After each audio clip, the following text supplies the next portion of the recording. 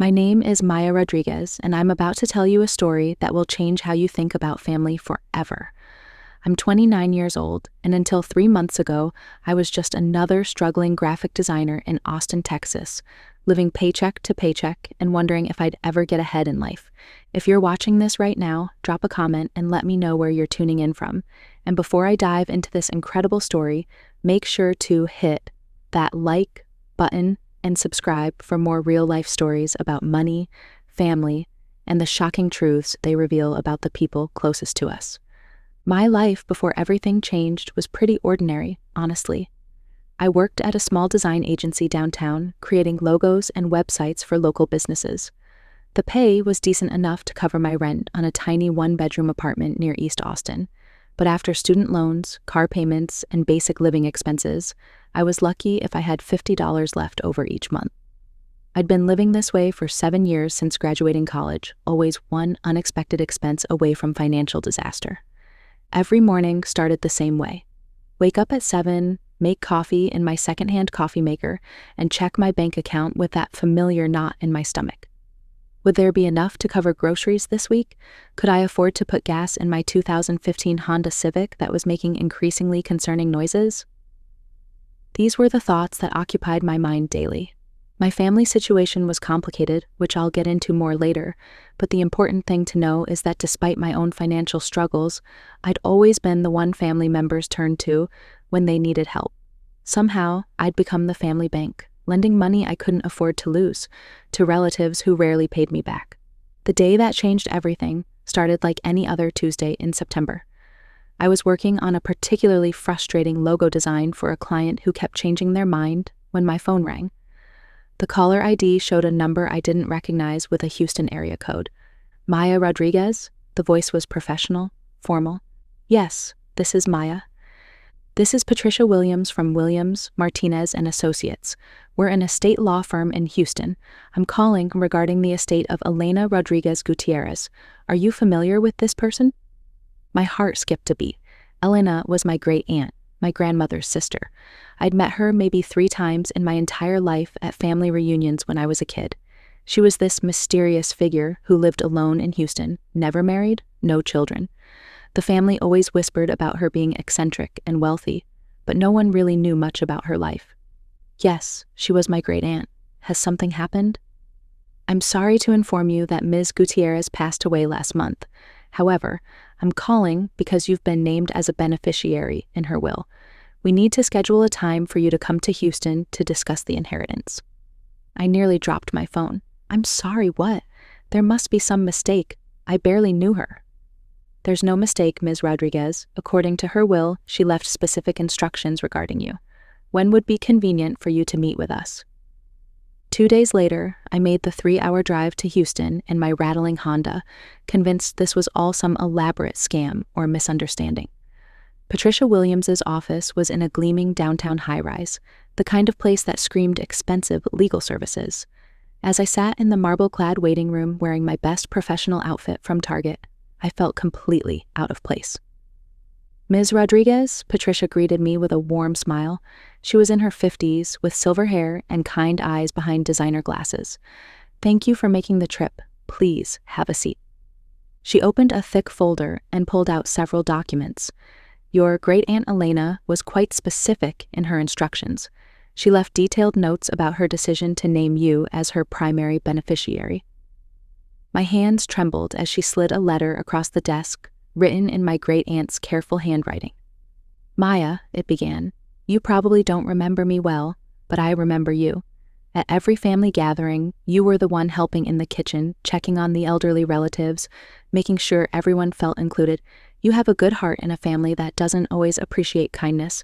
I want you to have what I've spent my life building. Patricia's voice brought me back to the present. Ms. Rodriguez, your great-aunt Elena has left you her entire estate, valued at approximately $3.2 million. The room started spinning. I gripped the arms of my chair, certain I'd misheard. I'm sorry, did you say million? Yes, $3.2 million after taxes and estate fees. Ms. Gutierrez was quite successful in real estate investments over the decades. I sat there in stunned silence, trying to process this information.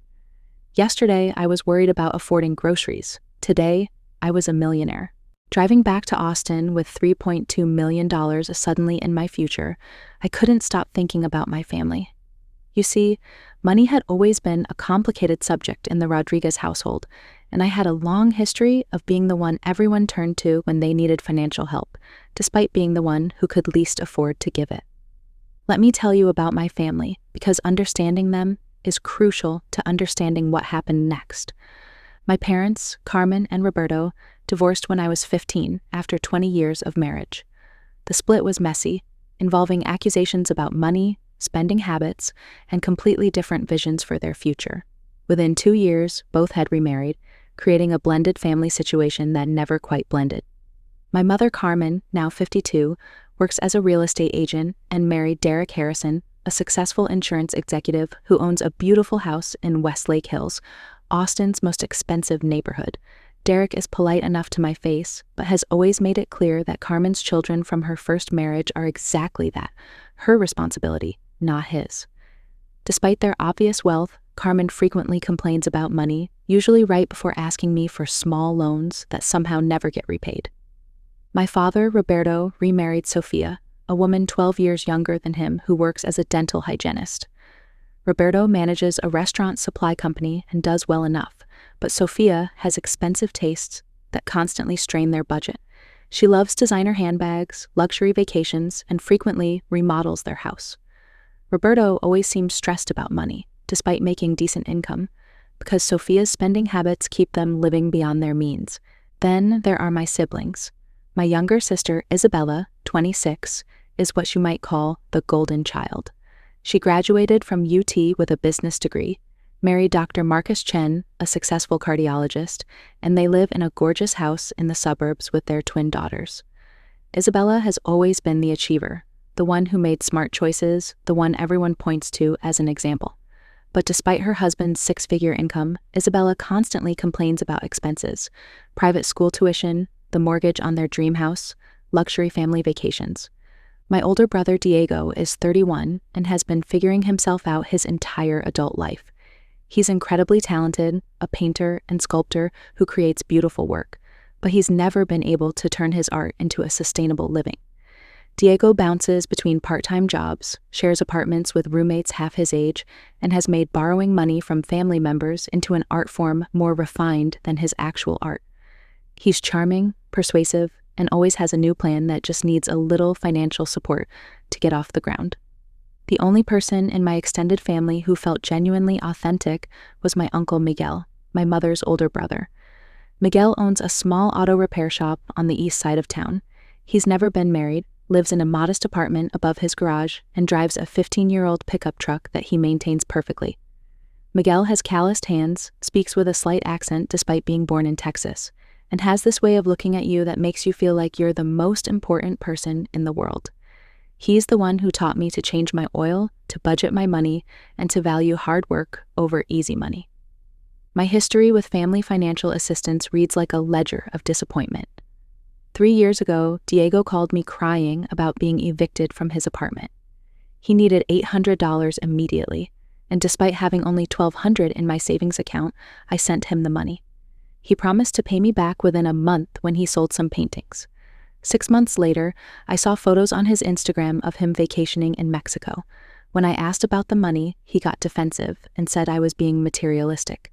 2 years ago, Isabella needed help with her wedding costs. The reception venue required an additional $3,000 upfront, and Marcus was tied up with medical school loan payments. She asked if I could help temporarily, promising to repay me after their honeymoon. I put it on my credit card, money I definitely didn't have. The wedding was beautiful, their honeymoon in Italy looked amazing on social media, and I'm still making minimum payments on that credit card debt. Last year, my mother called in tears because Derek's business was having a rough quarter and they couldn't make their mortgage payment. She needed $1,500 just for 1 month. I emptied my emergency fund to help them avoid foreclosure. 2 weeks later, Carmen posted photos of herself at an expensive spa weekend, claiming she needed to de-stress from their financial troubles. My father has borrowed money for car repairs, medical bills, and home improvements, always with detailed plans for repayment that somehow never materialize. Sophia has asked me to cover her credit card payments, always with elaborate explanations about temporary cash flow issues. The pattern was always the same: desperate phone call, emotional explanation, promise of quick repayment, and then radio silence whenever I brought up the money. If I pressed the issue, I became the bad guy, the one making family relationships about money, the one who couldn't understand that family helps family. The only person who had never asked me for anything was Uncle Miguel. In fact, he was the one person who occasionally insisted on helping me. When my car needed major repairs I couldn't afford, he did the work for free. When I had the flu and couldn't work for a week, he showed up with groceries and homemade soup. When I graduated college, he was the only family member who attended my ceremony. As I drove north on I-35 toward Austin, thinking about all of this history, I realized something that made my stomach turn. Not one of these people had ever asked how I was doing financially. Not once had anyone inquired whether I could actually afford to help them. They all just assumed that because I always said yes, it meant the money was easy for me to give. The inheritance was burning in my mind like a secret too big to contain. Part of me wanted to call my mother immediately, to share this incredible news with someone who would understand how life-changing this was. But another part of me, a growing part, wondered who in my family would actually be happy for me versus who would immediately start calculating how this windfall could benefit them. That night, I couldn't sleep. I lay in my small apartment staring at the ceiling, my mind racing between disbelief about the inheritance and growing anxiety about what to do next. I'd spent hours researching lottery winners and inheritance recipients online, and the stories I found were terrifying. Families torn apart by greed, people who lost everything because they trusted the wrong relatives, winners who ended up more miserable than before they had money. One article particularly stuck with me about a woman who inherited $2 million and told her family immediately. Within 6 months, she was getting calls daily from relatives she hadn't spoken to in years. Her brother took out loans against her future generosity. Her sister quit her job, assuming financial support was coming. The family relationships became so toxic that she eventually moved across the country and changed her phone number. As the sun came up, I made a decision that would change everything. I would keep the inheritance secret, at least initially, but I needed to know who in my family would genuinely support me when I needed help, versus who only valued me for what I could give them. I was going to design a test. The plan started forming in my mind during my morning coffee. I would create a believable financial crisis and approach each family member for help. Not a huge amount, but enough to be significant. I would tell the same story to everyone and see who stepped up without any prospect of gaining something in return. I called in sick to work that day, something I rarely did, and spent the morning crafting my story. It had to be believable, urgent, but not so dramatic that it would raise suspicions or require too much follow-up. Here's what I settled on. I would tell everyone that I'd lost my biggest client at the design agency, which represented 60% of my income. The client had suddenly canceled their contract due to budget cuts, and my boss had to reduce my hours significantly. On top of that, I'd been having some health issues that required expensive medical tests not fully covered by my insurance. I needed $4,000 to cover rent for the next 2 months and medical bills until I could find new clients or a different job. $4,000 wasn't an unreasonable amount. It was significant enough to require thought and sacrifice, but not so large that it would seem impossible for a middle-class family to help with. More importantly, it was exactly the kind of emergency that could happen to anyone, making it believable and relatable. The only person I felt I could confide in was my best friend and coworker, Sophia Martinez. We'd met during my first week at the design agency 3 years ago, and she was the closest thing I had to a sister outside my actual family. Sophia was practical, honest, and had witnessed enough of my family drama to understand my complicated relationships with them. "You want to do what?"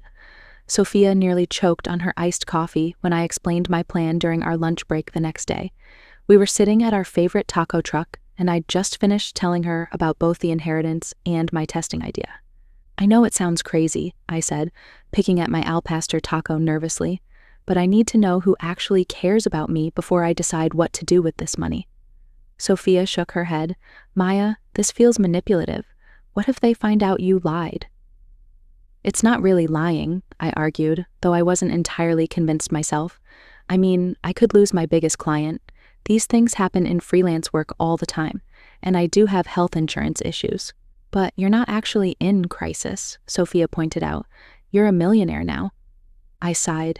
I need to know who would help me when I have nothing to offer in return. You've seen how my family treats me, Sophia. I'm tired of being everyone's personal ATM while wondering if anyone actually loves me for who I am. Sophia was quiet for a moment, considering. Okay, I get why you want to do this, but you need to think through the consequences. What happens after? How do you handle the relationships once you know the truth? That was the question I'd been avoiding. I guess I'll figure that out based on what I learn. We spent the next hour refining my story. Sophia, being naturally detail-oriented, helped me anticipate questions people might ask. What specific client had I lost? How exactly had my health issues manifested? What kind of medical tests was I getting? We created a believable timeline and made sure all the details aligned. You should say the client was that restaurant group you did the rebrand for last year, Sophia suggested. They're big enough that losing them would be devastating, but since it was a one-time project, people won't expect you to have ongoing contact with them. Good point, and for the medical stuff, I'll keep it vague. Just say I've been having some concerning symptoms that require expensive diagnostic tests. Sophia made me practice telling the story until it sounded natural. Remember, she warned, you need to sound genuinely stressed, but not desperate. And you have to be prepared for people to say no without getting angry or hurt. But I was already hurt. As I made my mental list of family members to approach, I found myself predicting their responses, and the predictions weren't optimistic. My mother, Carmen, would probably express concern, but find reasons why she and Derek couldn't help. She'd suggest I ask other family members and might even be slightly offended that I'd asked her first instead of exhausting other options. My father, Roberto, would likely lecture me about financial responsibility and suggest I cut expenses instead of asking for help. If pressed, he might offer a small amount while making it clear it was a sacrifice. Isabella would be sympathetic but would cite her own expenses, the house, the kids, Marcus's student loans. She might offer to let me stay in their guest room, knowing it wasn't practical.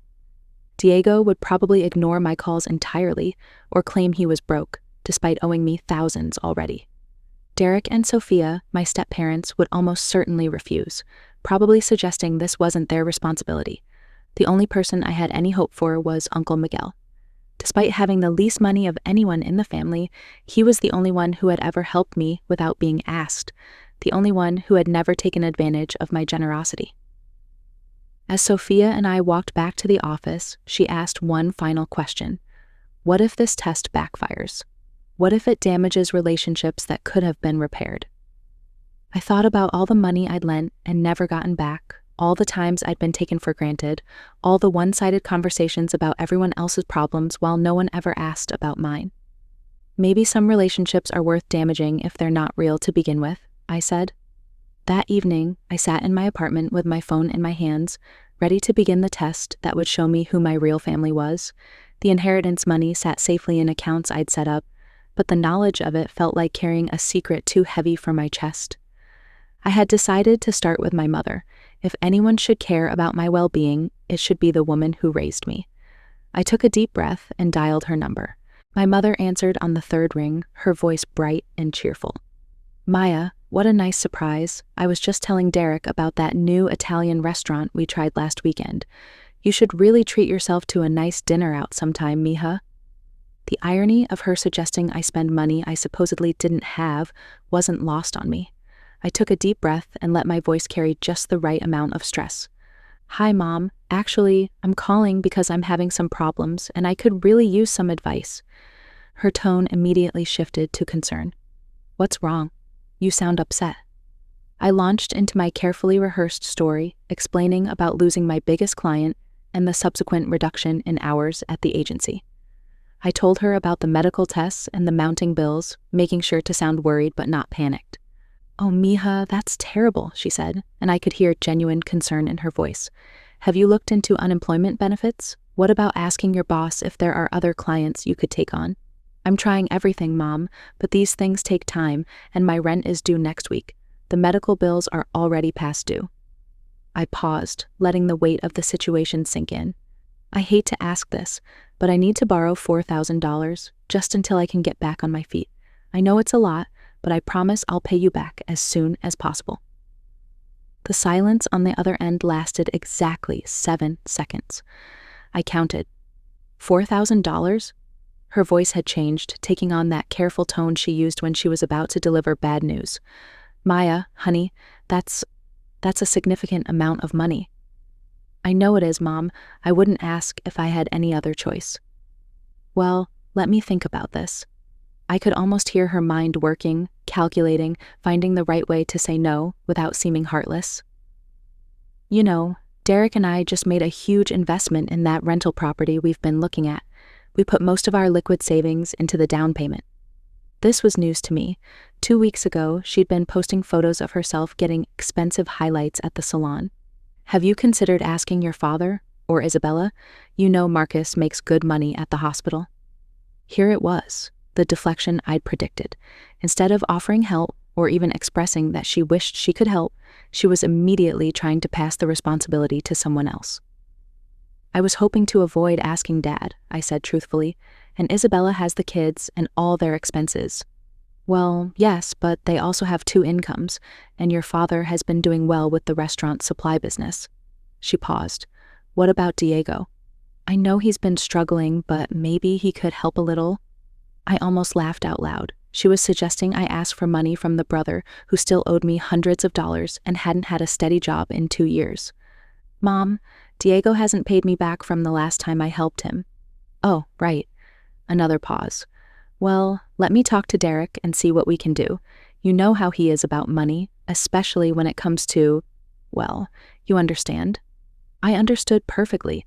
Derek had made it clear from the beginning that my mother's children were her financial responsibility, not his. Despite their combined income being well into 6 figures, Derek kept their finances separate when it came to anything involving Carmen's kids. I understand, Mom. Just let me know what you can do. The landlord has been pretty patient, but I can't push it much longer.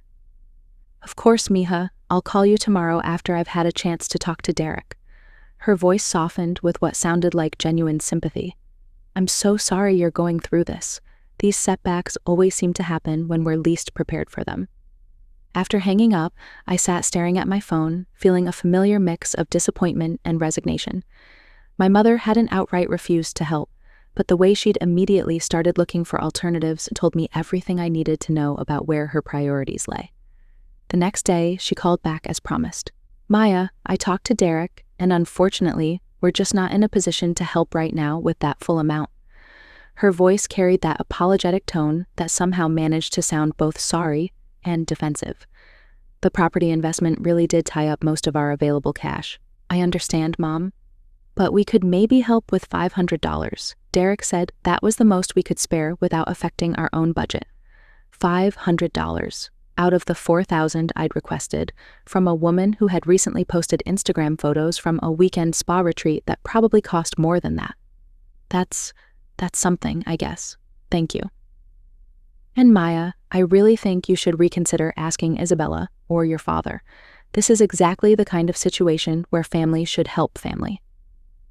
There it was again, the suggestion that someone else should step up while she offered barely more than token assistance. But the call wasn't over yet. As we talked for a few more minutes, something interesting happened. My mother started asking questions that had nothing to do with helping me and everything to do with gathering information. So, this client that dropped you, was it the restaurant group? That's such a shame. I thought that project went really well. What kind of medical tests are you having done? Are you seeing a specialist? Have you talked to your landlord about a payment plan? Sometimes they're more flexible than you think. At first, I thought she was just being motherly, showing concern for the details of my situation, but then I realized what was actually happening. She was collecting information to share with the rest of the family. Sure enough, 2 days later, I got a text from Isabella. Mom told me about your work situation. That's so stressful. Have you looked into freelance platforms for quick projects? Then a voicemail from my father. Maya, your mother mentioned you're having some financial difficulties. We should talk about budgeting strategies that might help prevent this kind of situation in the future. My mother had turned my request for help into family gossip, sharing my private struggles with everyone while offering minimal assistance herself. Instead of being a source of support, she'd become a source of information distribution, spreading news of my supposed financial irresponsibility throughout the family. The $500 she'd promised never materialized. When I followed up a week later, she mentioned that Derek had decided they needed to keep that money for unexpected expenses related to their rental property investment. But perhaps the most telling moment came when I saw her social media posts during this time. While I was supposedly struggling to make rent, she posted photos from an expensive wine tasting event, a new designer handbag she'd had to have, and a weekend getaway to San Antonio with Derek. My mother's response to my crisis had revealed everything I needed to know. When her daughter was in trouble, her first instinct wasn't to help, but to find reasons why she couldn't and other people who should. She'd offered token assistance that never materialized while continuing to spend freely on her own luxuries. Most painfully, she'd turned my private struggle into public family knowledge, ensuring that everyone would know about my supposed financial failures while she positioned herself as the concerned mother who had tried to help. As I prepared to call my father next, I felt a growing clarity about something I'd long suspected but never fully acknowledged. My mother loved me, but her love came with conditions and limitations that became crystal clear the moment those conditions cost her something. Armed with the knowledge that my mother had already spread word of my supposed financial troubles throughout the family, I decided to accelerate my timeline.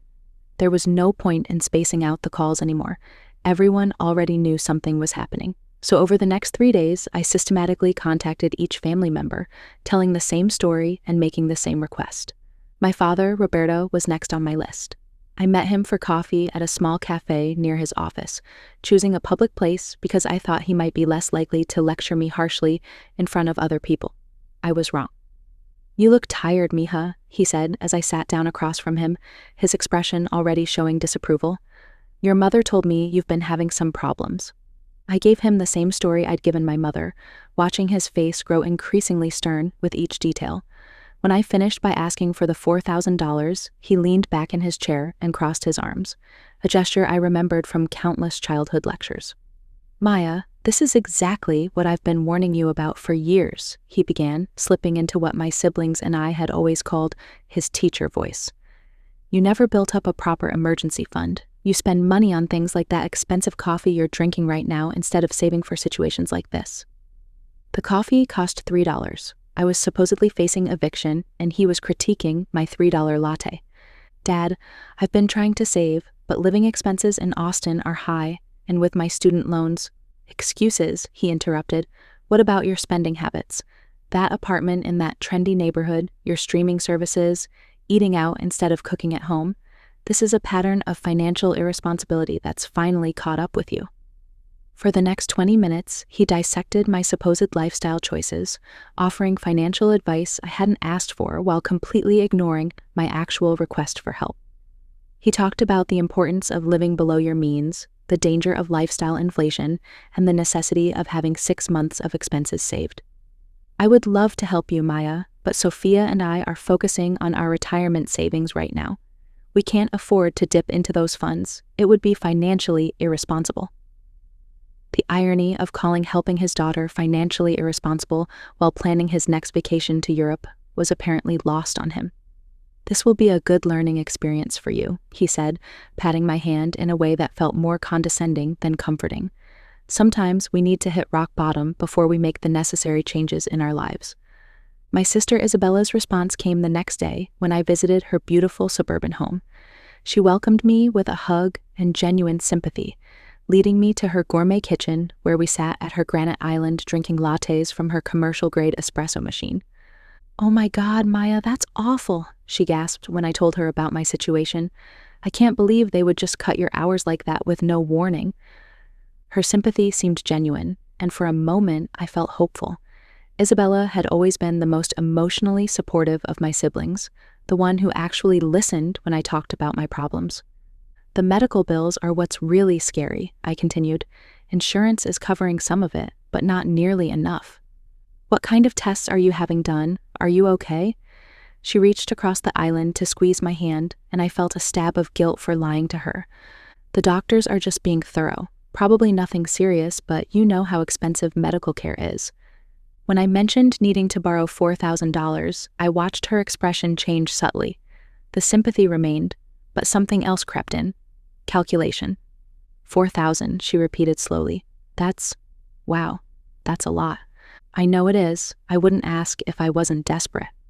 Well, this is actually really bad timing, she said, glancing around her expensive kitchen as if looking for justification. We just bought Marcus the new Audi. His old car was having so many problems, and the girls' private school tuition was due last month, plus we're redoing the master bathroom. I looked around at their house, easily worth $500,000, filled with high-end furniture and the latest technology. The problems she was describing were lifestyle choices, not necessities. I understand money is tight with 2 kids, I said carefully. It really is. People think because Marcus is a doctor, we're rolling in money, but his student loans are massive and private school is so expensive.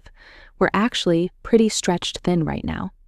She offered to let me stay in their guest room temporarily, knowing full well that it would mean a 40-minute commute to my job and wouldn't solve the problem of my medical bills.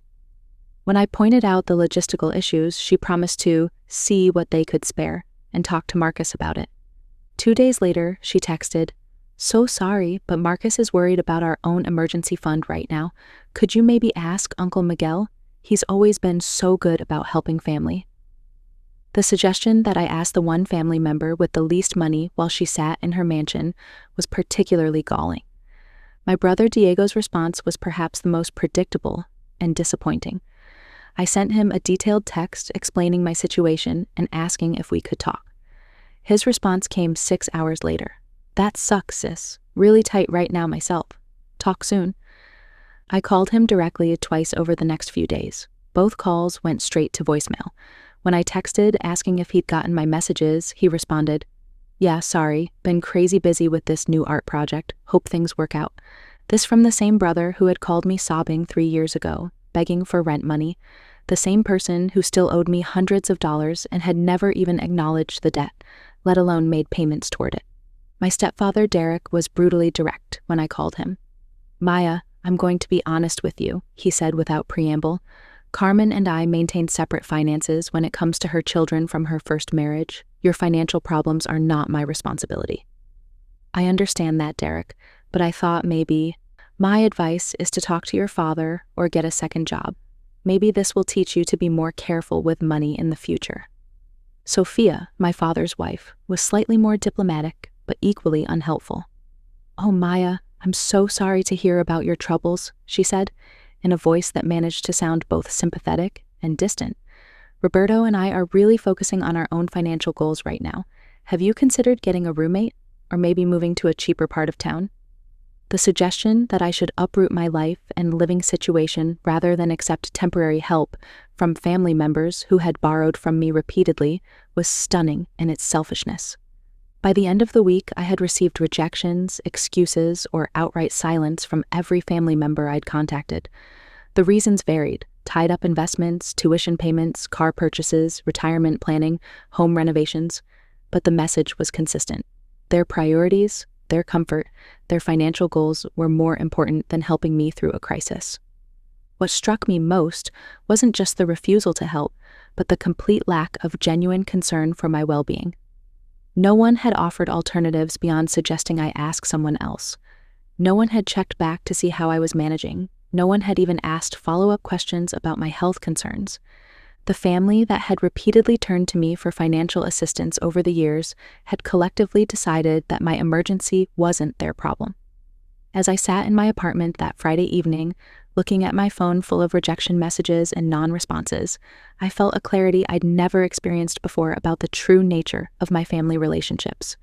But I still had one more call to make. Uncle Miguel hadn't heard about my situation yet. He wasn't part of the family gossip network that my mother fed. If anyone was going to surprise me, it would be him. I hadn't planned to call Uncle Miguel immediately, but on Saturday morning, my phone rang with his name on the caller ID. My heart sank. Somehow the family gossip had reached him too. "Maya, mija, what's this I hear about you having troubles at work? His voice carried that familiar warmth mixed with genuine concern. Carmen mentioned something when she called yesterday, but you know how she tells stories. I wanted to hear it straight from you. So my mother had gotten to him first. I wondered how she'd spun the tale this time. Hi, Uncle Miguel. Yeah, things have been pretty rough lately. I launched into my story once more, but something felt different this time. Maybe it was because I knew he actually cared about the answer, or maybe it was because I was emotionally exhausted from the week of rejections, but my voice cracked as I spoke. Ay, mija, that sounds really stressful, he said when I finished. Are you eating okay? Are you taking care of yourself? Sometimes when we're worried about money, we forget about the basics. It was such a simple question, but no one else had asked it. No one else had wondered how I was handling the stress, whether I was okay beyond the financial crisis. I'm managing, I said, though suddenly I wasn't sure that was entirely true anymore. Listen, can you come by the shop this afternoon? I want to talk to you properly, and I've got some barbacoa tacos from that place you like. We can sit and figure this out together. Uncle Miguel's auto repair shop was a small building on East Cesar Chavez, wedged between a food truck and a vintage clothing store. The neighborhood had been gentrifying around him for years, but he'd somehow managed to hold on to his lease and his character. The shop smelled like motor oil and coffee, and the walls were covered with old calendars, photos of classic cars, and thank you notes from customers whose cars he'd kept running long past their expected lifespan. When I arrived, he was under the hood of an ancient pickup truck, his gray hair pulled back in a ponytail and his hands already dirty from the day's work. He looked up when he heard my footsteps and smiled, wiping his hands on a rag. There's my favorite niece, he said, pulling me into a hug that smelled like honest work and Old Spice. Come on, let's eat. He led me to a small office in the back where he'd set up 2 folding chairs and a card table with white paper bags from Veracruz All Natural. We ate in comfortable silence for a few minutes before he set down his taco and looked at me directly. Okay, mija, tell me what's really going on, and don't give me the summary version you probably gave everyone else. I want to know how you're feeling about all this. So I told him everything. The fear of losing clients, the worry about medical bills, the stress of not knowing how I was going to make rent. As I talked, he listened with the kind of attention that made you feel like you were the only person in the world. He asked thoughtful questions about my health, about my job prospects, about whether I'd talked to my landlord about a payment plan. The thing is, I said finally, I hate asking family for money. I know everyone has their own expenses and their own problems. Uncle Miguel nodded slowly. But sometimes family is exactly who we should ask, mija. That's what family is for, to catch us when we fall. When I mentioned needing $4,000, he didn't flinch or change his expression. He just nodded as if I'd told him about the weather. Okay, he said simply, let me see what I can do. He walked over to an old filing cabinet and pulled out a metal box from the bottom drawer. Inside were neat stacks of cash, probably his emergency fund and the day's earnings from the shop. He counted out bills methodically, his calloused fingers moving with practiced efficiency. Here, he said, walking back over and placing an envelope on the table between us. There's $2,500 in there. It's what I can spare right now without touching the money I need for shop expenses. I stared at the envelope, stunned. Uncle Miguel, I can't take that much. That's probably most of your savings. Nonsense. Family helps family. He pushed the envelope closer to me. And listen, if you need a place to stay to save on rent, my couch pulls out into a bed. It's not fancy, but you're welcome to stay as long as you need. Tears filled my eyes, the first genuine tears I'd shed all week. Not tears of frustration or disappointment, but tears of relief and gratitude. I don't know what to say. You don't say anything. You take the money, you get back on your feet, and when you're doing better, you help someone else who needs it. That's how it works. As we continued talking, Uncle Miguel asked more questions about my job search and offered to reach out to some of his customers who owned businesses. He knew a restaurant owner who might need graphic design work, a friend who was starting a small construction company and needed a logo. You're talented, Maya. This setback doesn't change that. Sometimes life knocks us down just to remind us how strong we are when we get back up.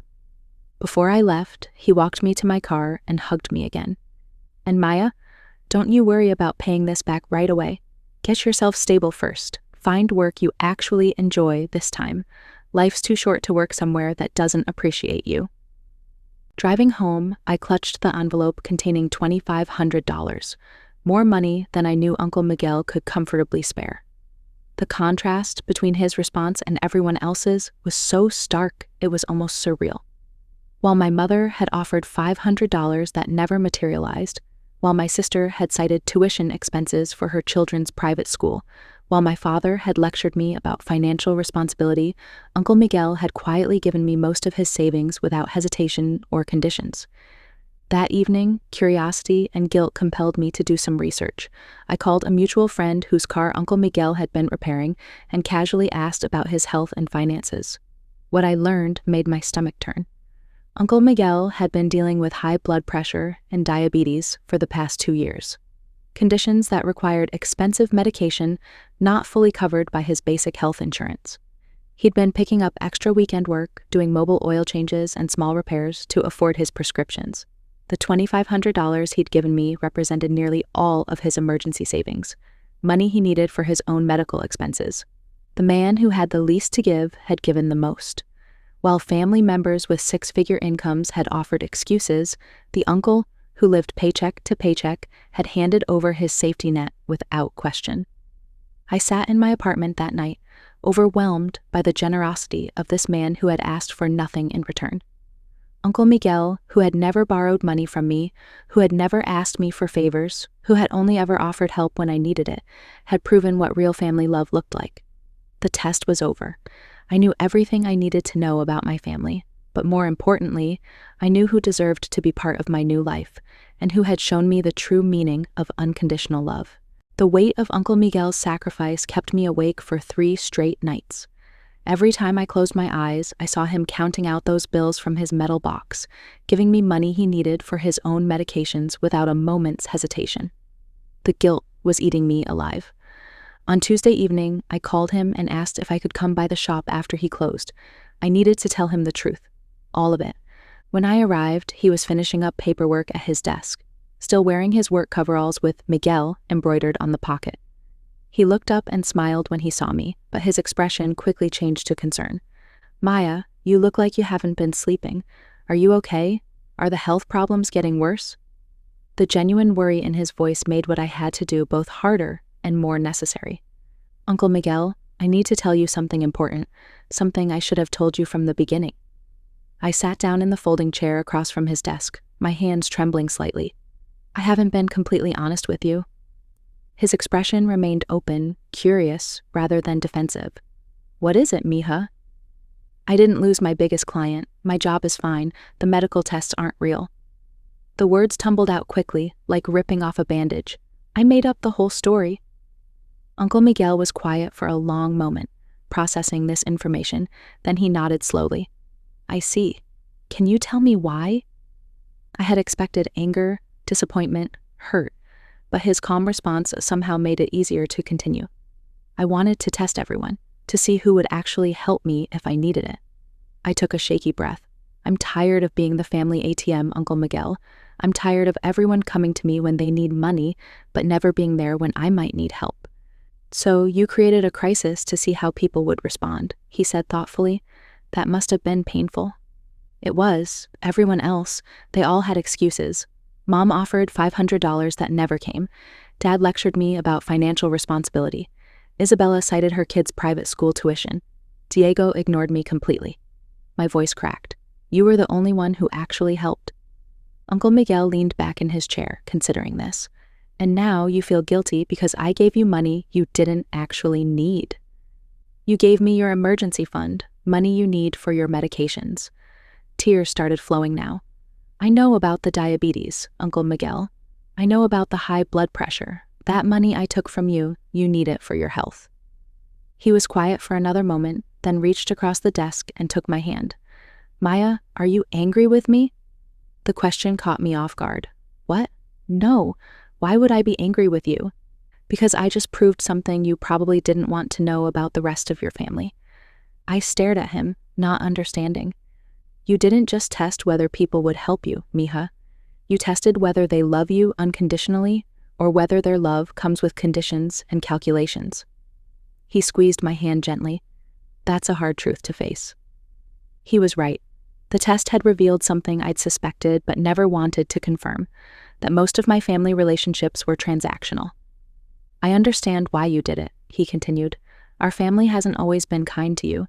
You've given so much over the years and gotten so little genuine support in return. But I lied to you. I manipulated you. You did, he agreed, but you also learned something important about who really cares about you. Sometimes we have to test people's character when their actions become inconvenient for them. I looked at him through my tears. Aren't you upset with me? Uncle Miguel smiled gently. Mija, I gave you that money because I love you and wanted to help. Finding out you didn't technically need it doesn't change why I gave it. It just confirms that I made the right choice about who to trust with my heart. His words broke something open in me. There's something else I need to tell you, something bigger. I told him about Great Aunt Elena, about the inheritance, about the $3.2 million sitting in accounts under my control. I watched his eyes widen as I explained the full scope of what had happened over the past month. Ay, Dios mío, he breathed when I finished. Maya, that's life-changing money. I know, and you're the first person I've told, the only person who deserves to know. Uncle Miguel was quiet for a long time, absorbing this information. Finally, he looked at me with something that might have been pride. You know what this means, don't you? What? You never have to worry about being anyone's ATM again. You have the freedom to choose who gets to be part of your life based on how they treat you, not how much you can give them. It was such a simple observation, but it hit me with profound clarity. The money wasn't just financial security, it was emotional freedom. What are you going to do now? He asked. I don't know yet. I know I want to help you. Your medical expenses, maybe expand the shop, whatever you need. Uncle Miguel shook his head gently. I don't need anything from you, mija. I'm happy with my life. My shop runs well enough, my health is manageable, and I have everything that matters to me. But the money I took from you, keep it. Consider it a gift from someone who loves you. He smiled. Just knowing that you're secure and that you've learned who your real family is, that's enough for me. His selflessness brought fresh tears to my eyes. Here was someone who had given me everything he could when he thought I needed it, and now, knowing I had millions, he was asking for nothing in return. There is one thing I'd like to know, he said after a moment. Anything. What are you going to do about the rest of the family? Are you going to tell them about the inheritance? I had been wrestling with this question for weeks. I don't think so, at least not now, maybe not ever. Uncle Miguel nodded approvingly. Money changes how people see you, mija. Right now, they see you as Maya, their daughter, their sister, their niece. If they knew about the inheritance, they'd see you as Maya, the millionaire, and you'd never know which one they really love. But what about family gatherings, holidays? How do I handle those relationships going forward? You handle them however feels authentic to you, he said. You don't owe anyone a relationship that makes you feel used or unappreciated. Blood doesn't give people the right to treat you poorly. As we continued talking into the evening, Uncle Miguel shared stories I'd never heard before, about times when other family members had disappointed him, about his own struggles with feeling like the outsider because he wasn't wealthy or educated like some of the others. You know what I learned, Maya? The people who deserve a place in your life are the ones who are there when you have nothing to offer but yourself. Everyone else is just visiting. When I finally left the shop that night, I felt lighter than I had in months. The secret of the inheritance was no longer mine alone to carry, and I had confirmation that my instincts about Uncle Miguel had been right. He was the real family, the one person whose love came without conditions or calculations. Driving home, I started planning my next steps. I had money, I had clarity about my relationships, and I had the freedom to build a life based on my values rather than my insecurities. But first, there was something I needed to do. One final family meeting to set the record straight and establish new boundaries with everyone who had failed my test. 2 weeks after my conversation with Uncle Miguel, I sent a group text to my family. I'm having a family meeting this Sunday at 2 p.m. at my apartment. I have an important announcement about my situation. Please plan to attend. The responses came quickly. My mother wanted to know if everything was okay. Isabella asked if I needed her to bring anything. Even Diego responded, asking if this was about money. The irony of his sudden interest wasn't lost on me. Sunday afternoon arrived gray and drizzly, matching my mood perfectly. I had spent the morning cleaning my small apartment and setting up folding chairs in my living room.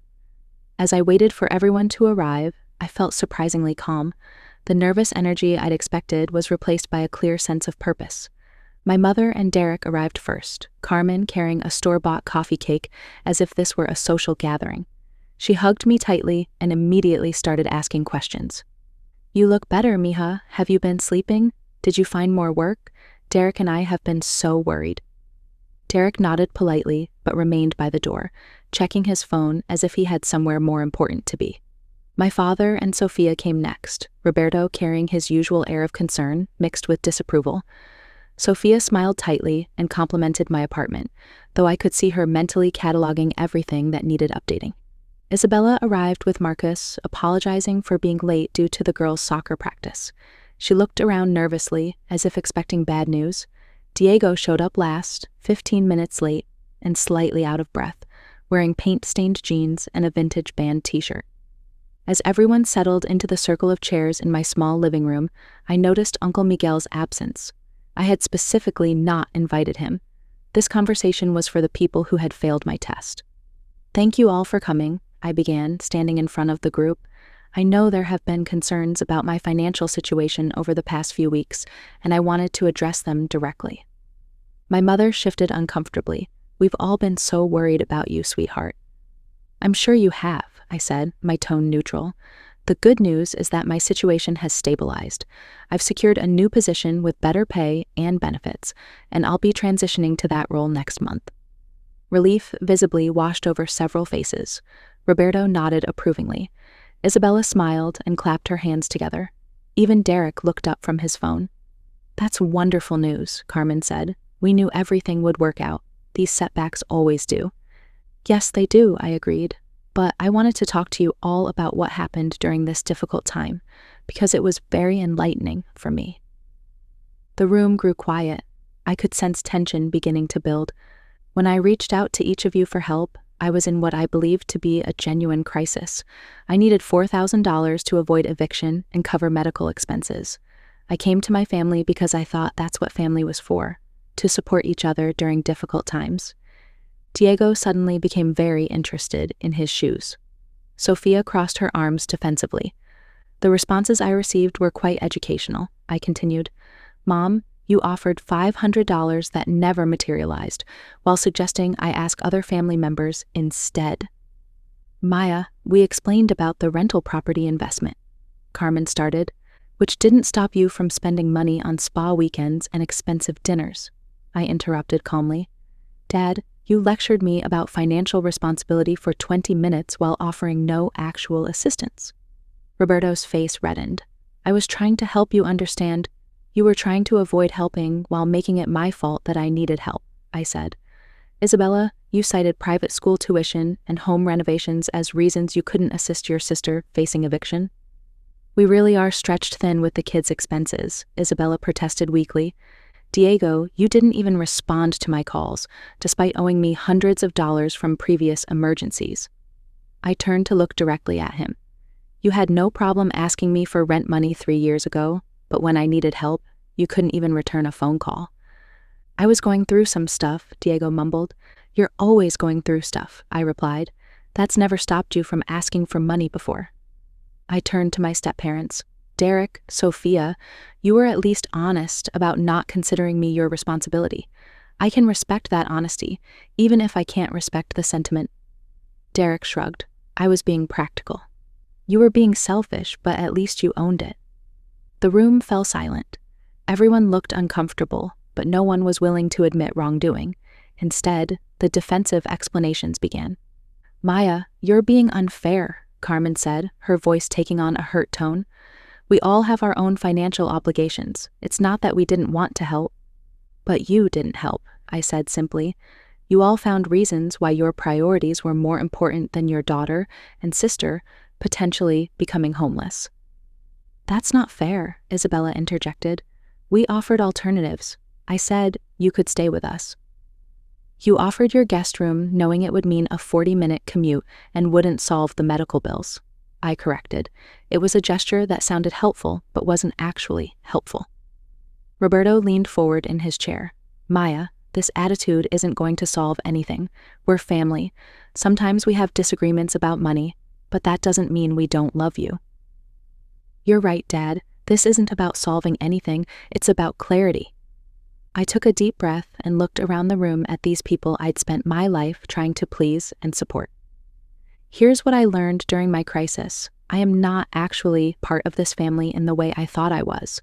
I'm a resource you all turn to when you need something, but when I need something, you suddenly have other priorities.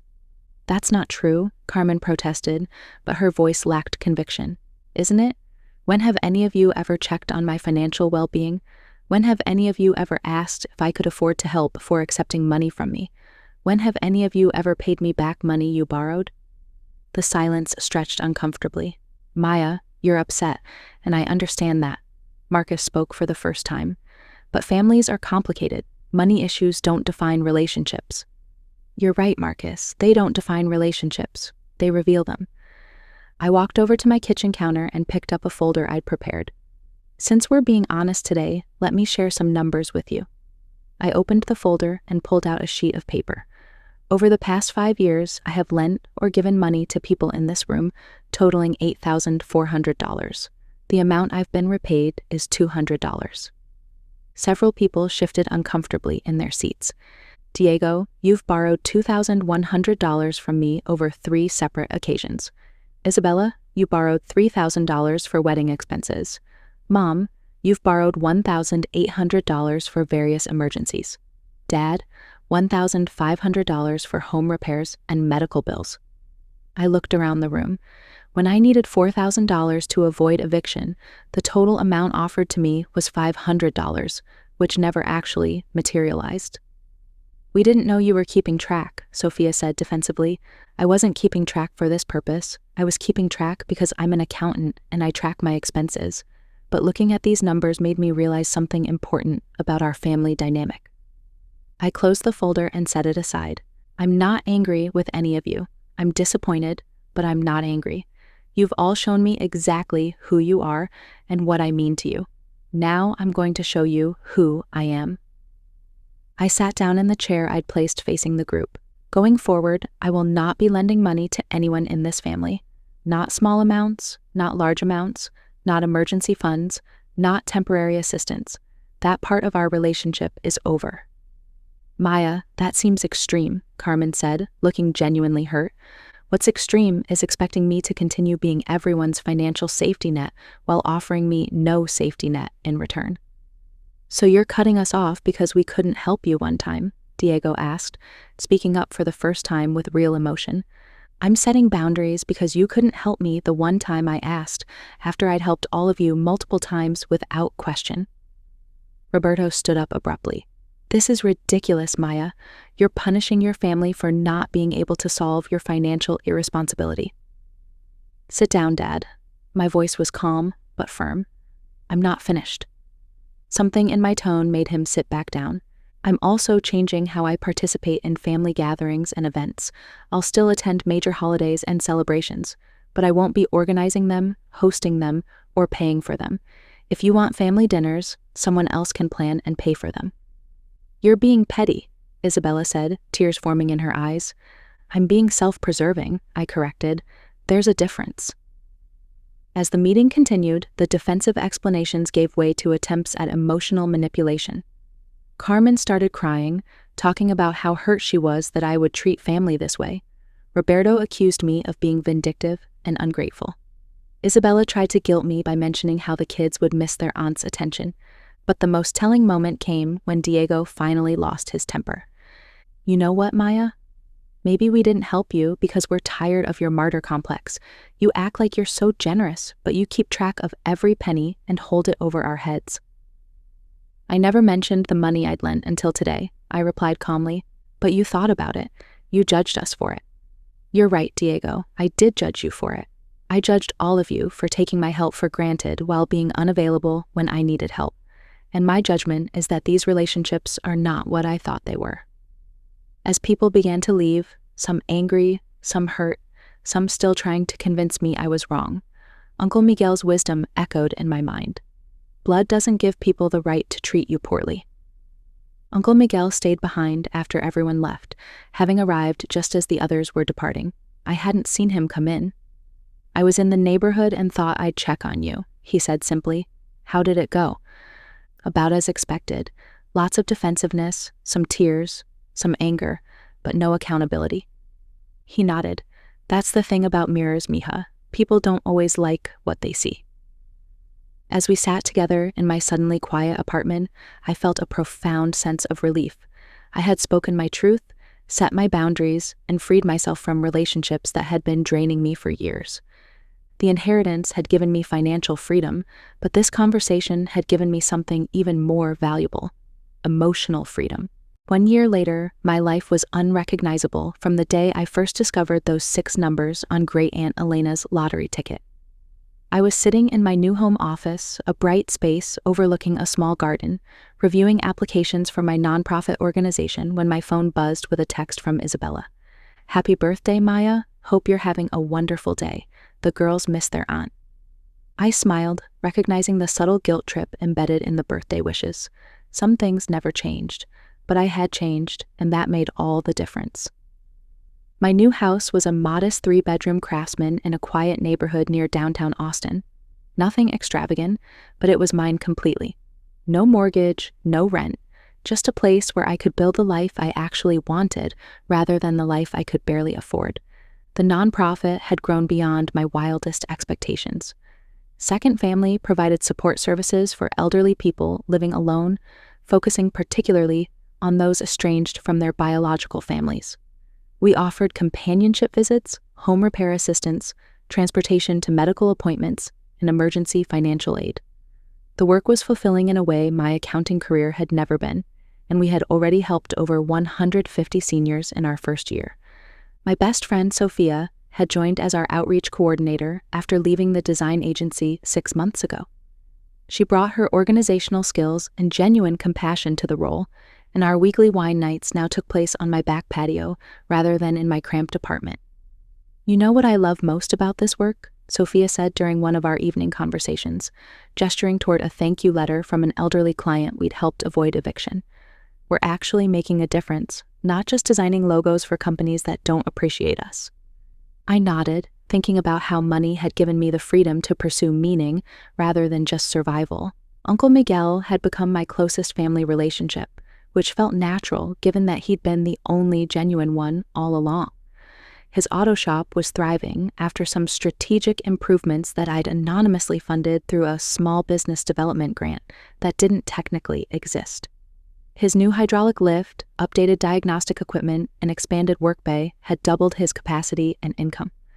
"You know," he'd said recently while we shared Sunday dinner at his apartment, "sometimes I think that grant application I never remember filling out was the best thing that ever happened to my business."